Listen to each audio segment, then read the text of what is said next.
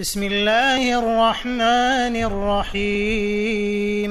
يا أيها المدثر قم فأنذر وربك فكبر وثيابك فطهر والرجز فاهجر ولا تمنن تستكثر ولربك فاصبر فإذا نقر في الناقور فذلك يومئذ يوم عسير على الكافرين غير يسير ذرني ومن خلقت وحيدا وجعلت له مالا ممدودا وبنين شهودا ومهدت له تمهيدا ثم يطمع أن أزيد كلا إنه كان لآياتنا عنيدا سأرهقه صعودا إنه فكر وقدر فقتل كيف قدر ثم قتل كيف قدر ثم نظر ثم عبس وبسر ثم أدبر واستكبر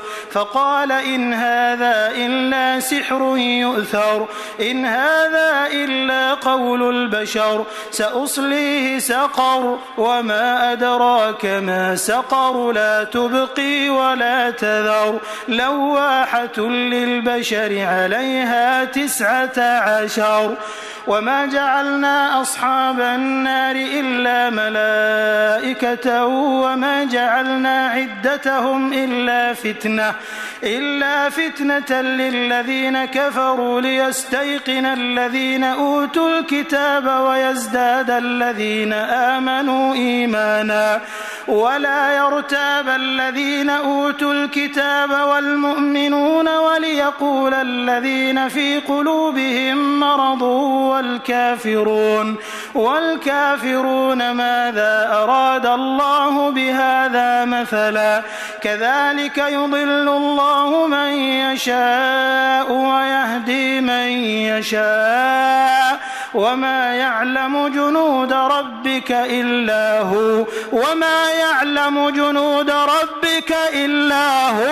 وما هي إلا ذكرى للبشر كلا والقمر والليل إذ أدبر والصبح إذا أسفر إنها لإحدى الكبر نذيرا للبشر لمن شاء منكم أن يتقدم أو يتأخر كل نفس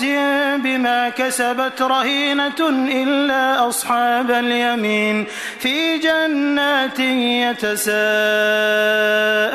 عن المجرمين ما سلككم في سقر قالوا لم نك من المصلين ولم نك نطعم المسكين وكنا نخوض مع الخائضين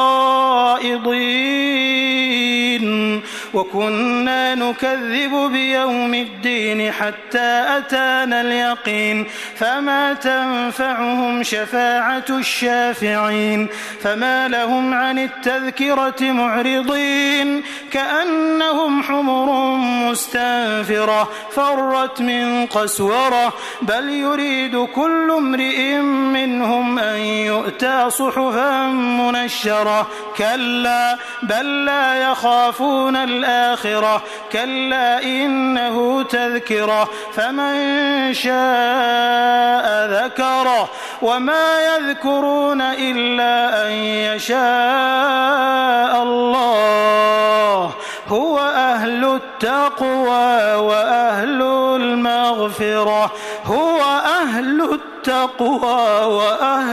المغفرة